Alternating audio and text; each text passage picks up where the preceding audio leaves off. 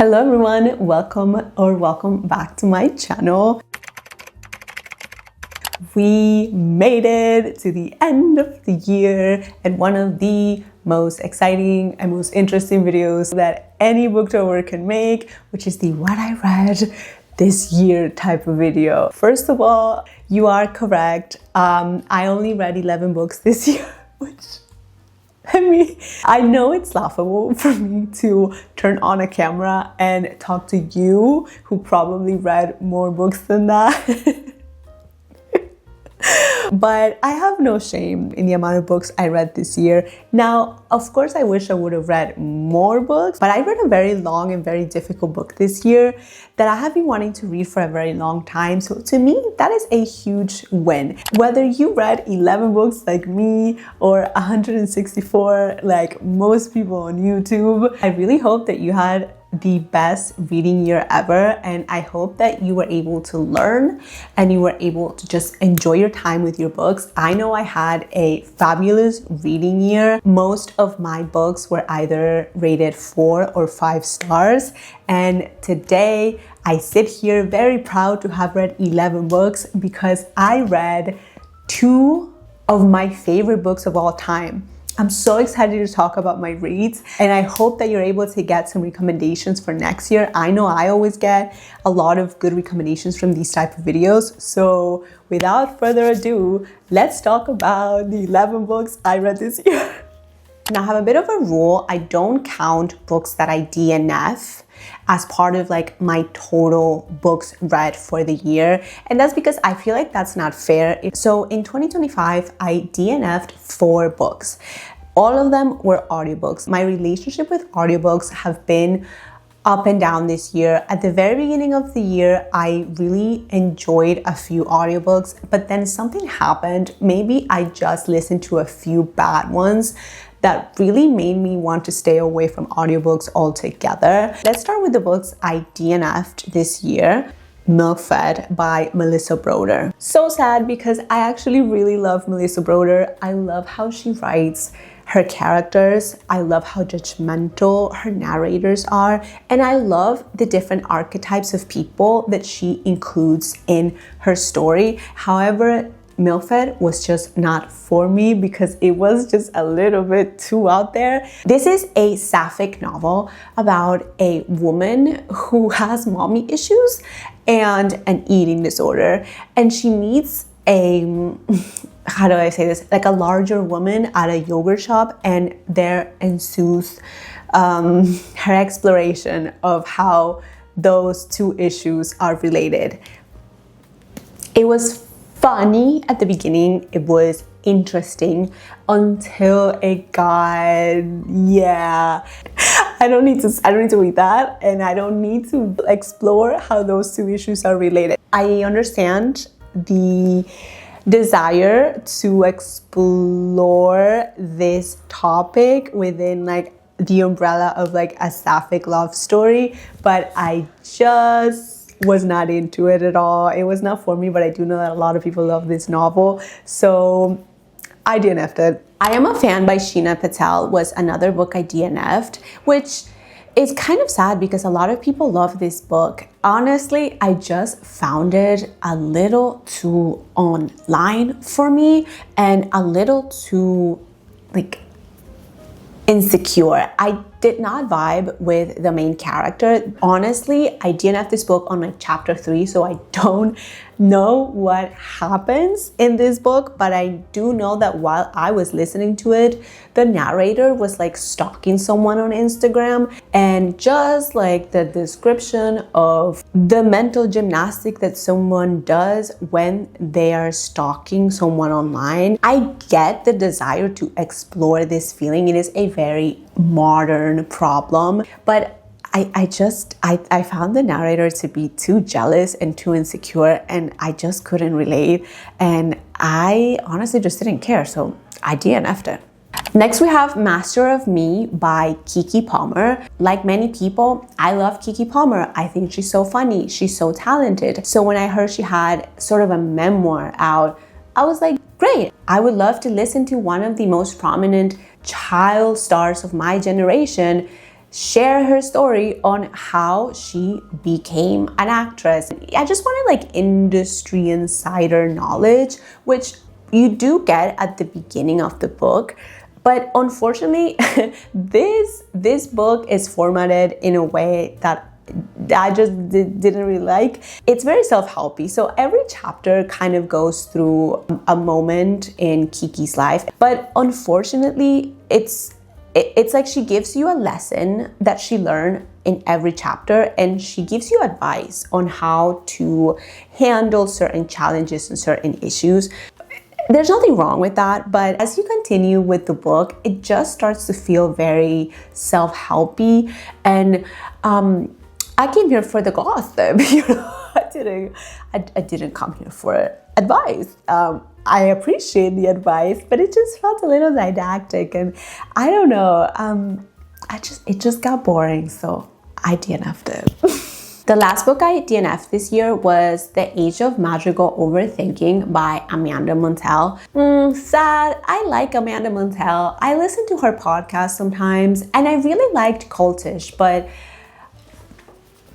I just did not find The Age of Magical Overthinking really all that interesting. Look, I am an overthinker, but I'm not an overthinker when it comes to cultural things, right? So things that are too online, or like people compare their life to other people's lives online. I this is not my area of like expertise. I don't have that experience. I really don't do that. So musings on jealousy or overthinking on like, I don't know, influencers is not really something that I do. So I found this book to be just kind of boring. Sorry. Now on to the books that I actually read and rated and very much enjoyed. Let's talk about Agua Viva by Clarice Lispector, which I actually didn't rate because I wasn't really sure how to feel about it.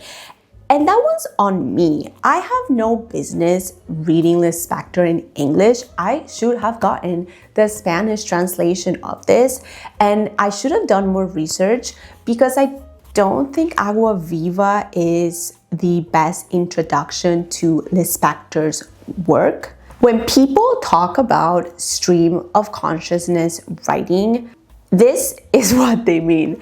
In this book, Lispector muses about life, the present, about the moment, and what it's like to feel like you almost have the moment, but not quite being able to grab on to the moment. It is very abstract. It is very vivid. It is audacious at times, and it can be inspiring, but it's also very clearly from the mind of a very cluttered person, which I am not. A lot of people sort of romanticize this like creative mess. Think like Sofia Coppola's Office, books all over the floor, paper everywhere. And I think Lispector is a clear representation on what that is, but in writing. There are times when this book will reach to a conclusion that feels very satisfying, but there are also times when it doesn't. I found myself just rushing through some of the chapters, which is never really a good sign. With that being said, I did enjoy reading this. There's a lot in here that I found to be very beautifully written, but I also know that the translation of this is not doing it justice. And I don't mean that as a dig to the translator. I just mean that I have a feeling that the original work is just significantly more vivid. So for those reasons, I will be reading Lispector in Spanish moving forward. Although I didn't rate it, I actually did enjoy it. So next up is Catalina by Karla Cornejo Villavicencio. I give this book 4 stars. I honestly felt so seen by this book. I talked about this in my first ever book video, but basically this book is a campus novel about a regular girl navigating life, school, family issues, and oh, sorry, did I tell you that she's undocumented? So on top of everything else that a young 20-something-year-old college student has to deal with, she is undocumented, and so are her grandparents. So in this book, we follow Catalina through her last year at Harvard University, if I'm not mistaken, and she basically just tells us her life, her youth, how she made it to Harvard. I found this book to be so interesting, and I found this book to be so respectful about the actual humanity behind someone who has grown up in a country that refuses to claim them as their own. And I learned that Karla was also undocumented, so of course somebody who is undocumented can write about what that feels like. I found it also so nice to just read about the life of this regular, normal girl who, by the way, is so funny, so dramatic. The narrator is hilarious. I would be friends with her if she was real. And I just thought it was nice that the book deals with issues other than her being undocumented. Of course, her immigration status is at the center of the novel, and it affects so many of our narrator's decisions and the people around her. But I like that there's so many moments where it's not mentioned and she's just living her life, because that feels very real. It was the first time that I had read from the POV of an Ecuadorian girl, like written in English. So I thought that was very different and I loved it. Next up is The Midnight Library by Haig. There are people on the internet who absolutely hate this book, and then there are people like me who absolutely loved it. I'm here to tell you that they are both right. This book is very sweet.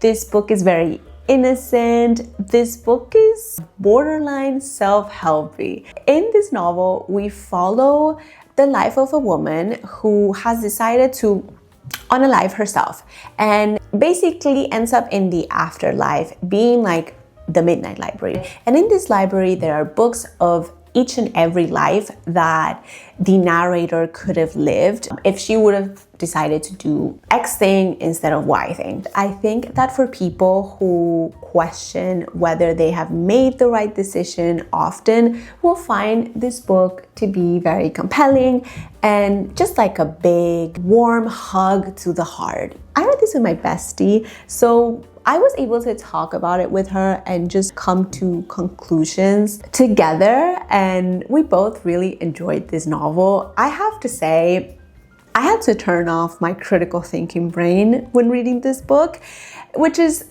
the biggest advice that I can give you if you're someone who wants to read this book but is not sure if they're going to like it. At my core, I am just a sweet, earnest person, and I love the idea of cherishing the present moment and just doing the best you can to live a life worth living, a good life, a life that you're proud to look back on.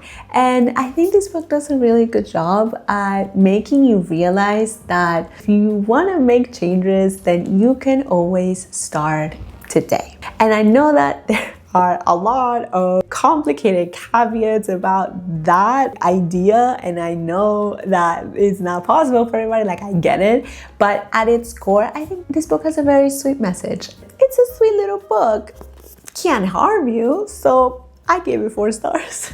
Next book I absolutely adored was Yellowface by Kuang. I listened to this on audio and I had so much fun. I really like Kuang. I love her writing style. I love her brain. I love how she creates characters that feel so real, like the present archetype of certain like online people. This book is about a lot of things, but at its core, it's about two novelist friends. One of them is like a literary darling. She is out here winning all the awards. She has a lot of respect in the industry, and she, you know, she's like our Asian girly. She writes about like historical fiction. Like she's good. She's a good writer, and she's smart, and she's loved by many, including the critics. And then our narrator is also a novelist, but she's written one novel and like no one really checks in on her. She's very jealous of her friend Athena, who is like the literary darling. And basically one day they're just hanging out at her house and Miss Darling dies, and the friend over here, the narrator, finds her manuscript just like on the table, and she steals it and basically publishes it under her name after the death of her friend. You guys, this book is so much fun. This book is messy. This book is funny. This book is paranoid. Of course, our narrator is super paranoid that she's going to get found out, but more than anything, she's paranoid that she's gonna get canceled. This book was very like Twitter coded, and I thought this book was just very fun. This book explores a lot of different things. I would say more than anything, there's this conversation on like who can write what type of stories, which is a topic that has been going on in the publishing industry for a very long time. It's very much like American Dirt, scandal coded. It was just so much fun. I really recommend it. The audiobook was fabulous, and honestly, I loved it. I give it 4 stars. Next up is one of my all-time favorite reads of the year, and the reason why I only read 11 books this year. It is Crime and Punishment by Dostoevsky. I made an entire video on this book and what my experience was reading this as a new reader. I've only really been reading for like 3-4 years, so something like this was definitely outside of my comfort zone. I honestly loved this book. What is Crime and Punishment about? Crime and Punishment is about a man who commits a crime and experiences a descent into madness afterwards. The paranoia and fear of getting caught eats him alive. I found the main character, Raskolnikov, to be so well written. I found him to be a fool, first of all, and I do not believe anything he has to say. I found him to be so rewarding, just as a contradiction of a person and of a character. And I found his actions and like words to be just so satisfying, because he contradicted himself so much throughout the novel. In my review, I talked about Sonia, and I talked about the biggest lesson that I learned in this book, which was that you don't have to commit a crime to make the world a better place. You just have to be like Sonia, selfless, and you will see how big of an impact you will have on other people if you just become someone who is selfless and open and willing to help others. I gave this book 4 stars because there's a lot of chit chat that I understand is important and is supposed to make you question actually your own moral stance on certain things. And I understand that this is like a very important part of the novel, because Dostoevsky will test you and your beliefs constantly. But I didn't appreciate that, and I thought that it could have been taken out. It could have been taken out. With that being said, I absolutely adore this book. I look forward to reading more Dostoevsky this year. Yeah, 4 stars to this one. What a masterpiece, I have to say. I also read Joan Didion's The White Album, which I absolutely adore. I love California. I love California in the 60s. I love California in the 70s. I love Joan Didion. I have to say, I do find it very impressive that she can write from the center of it all, yet come across so detached and almost uninterested.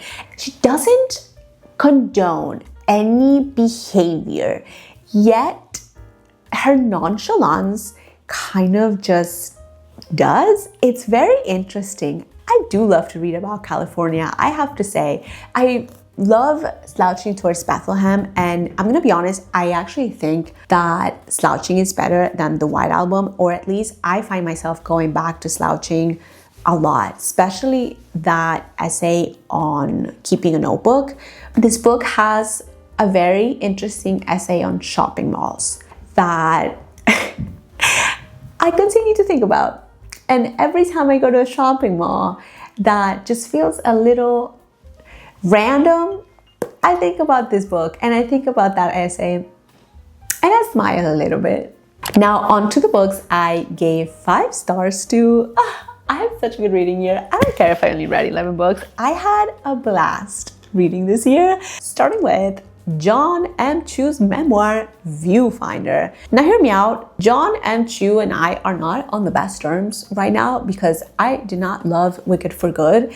And now that I think about it, I don't know what propelled me to listen to Jon M. Chu's memoir, but I'm really glad I did because I absolutely loved it. If you do not know, Jon M. Chu is the director of the Wicked movies. He also directed Crazy Rich Asians, the In the Heights musical, and of course the Justin Bieber concert movie.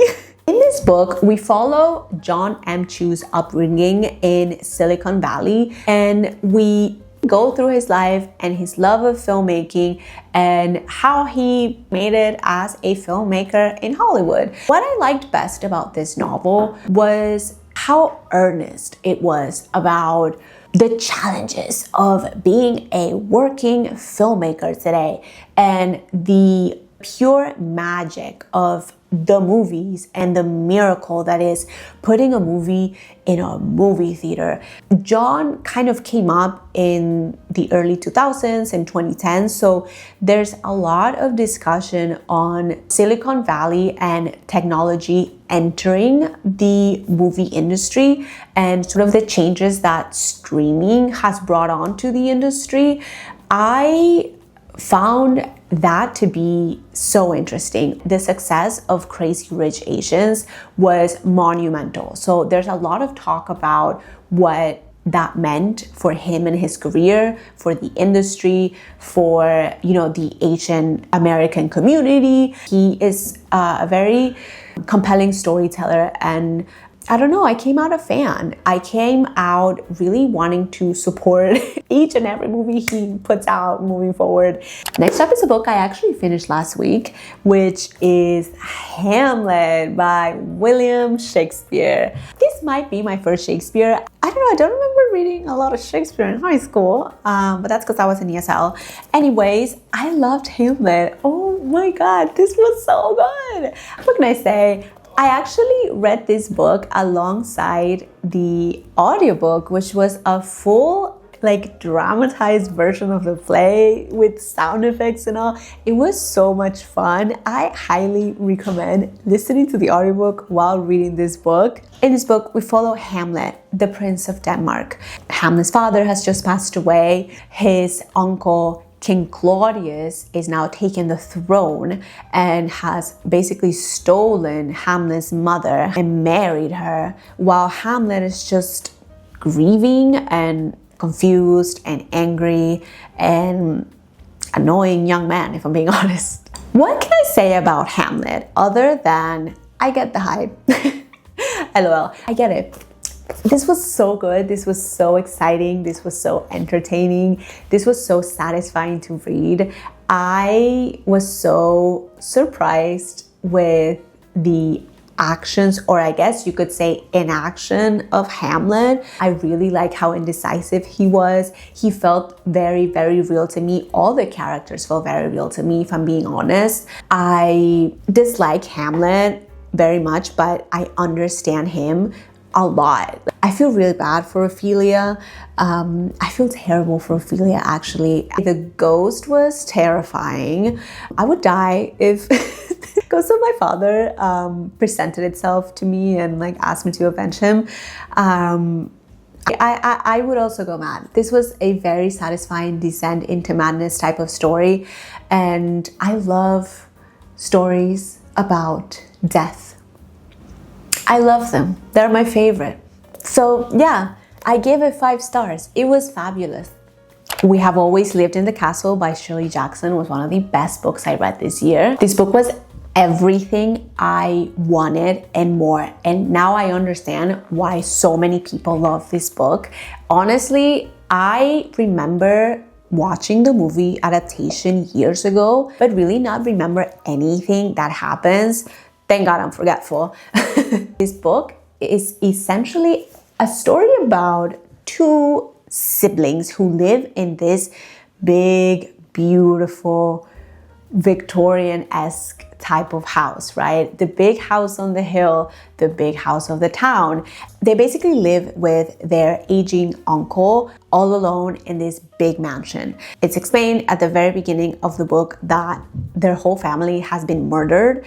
Murdered by who, why, when, what happened, we don't know, but we begin to find out as the book continues. The contrast between the town people and the jealousy and envy that they had towards this family, and the disgust of Maricat towards the townspeople, again, was so satisfying. I really appreciated how Constance was written. I feel for Constance the most. Maricat was a character that I didn't really vibe with at the beginning, but I ended up really appreciating. I love this book so much. I really want to read Shirley Jackson's The Lottery next, because I think that the townspeople aspect that is in this book is going to be even better in that story. If you haven't read it yet, please do so. It was very immersive and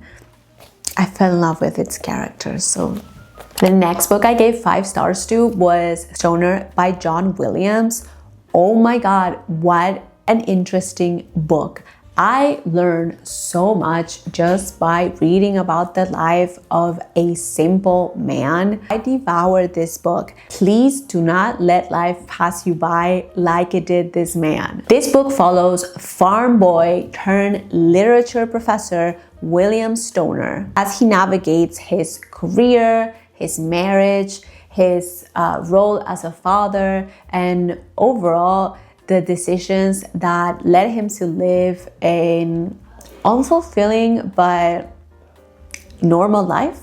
There's something so satisfying about reading the life of a person from start to finish and seeing which moments actually have such a large effect on someone, and at which point do these moments are basically like points of no return. It's interesting to see how the mistakes of the past can come haunt you in the present without you even realizing it.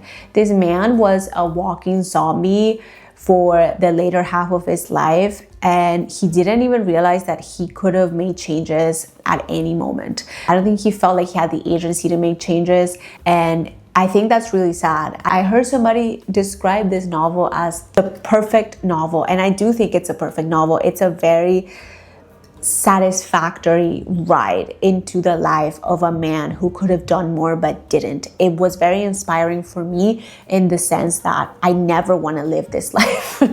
It was a mirror that I don't want to look myself in, and I hope doesn't exist, because I don't want this life. John Williams writes beautifully and is just so effective.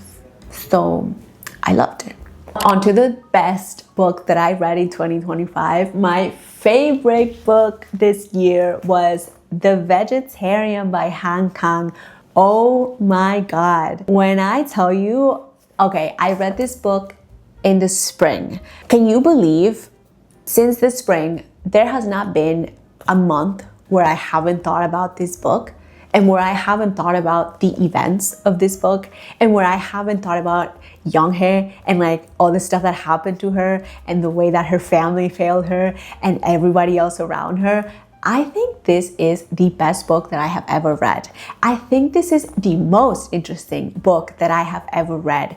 I love this book. It's a simple story, right? It's about a woman who one day decides to stop eating meat and how that decision affects her husband, her brother-in-law, and her sister.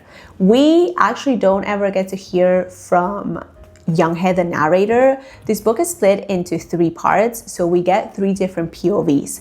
We get the husband first, the brother-in-law second, and the sister third. I think this book is about what happens when somebody who has never had any agency in their life decides to get some, and what it means to those around her, and how that affects the way that others can take advantage of you. The second part of this book, so the brother-in-law's POV, is the most insane story that I have ever read, followed by the third part of this book, so the sister's POV. This book was so vivid and it was so well written. Each part has its own distinct energy, and I think that that is something that is very hard to accomplish. This book has nothing to do with becoming a vegetarian or how to stop eating meat. It's mostly just an exploration on sanity and violence and agency and honestly, like, societal norms. I had such an incredible time reading this book. I recommend this book to everyone who asks me, like, oh, what's your favorite book? It's The Vegetarian by Han Kang. This book was insane. If you take anything away from this video, is that you should go and read The Vegetarian if you haven't. I think it's an incredible book, and I honestly look forward to reading more Kang this year. Her mind is just unlike anything I have ever encountered before. Those were all the 11 books that I read this year. Thank you so much for watching. If you made it to this point, please give me book recommendations. I am very much looking forward to reading more than 11 books in 2026. So I am going to need your help to make that happen. Thank you so much for watching. I really hope that you had a really good reading year in 2025. I hope you guys have a great rest of your day, and I hope I get to see you soon. Thank you so much for watching. Bye.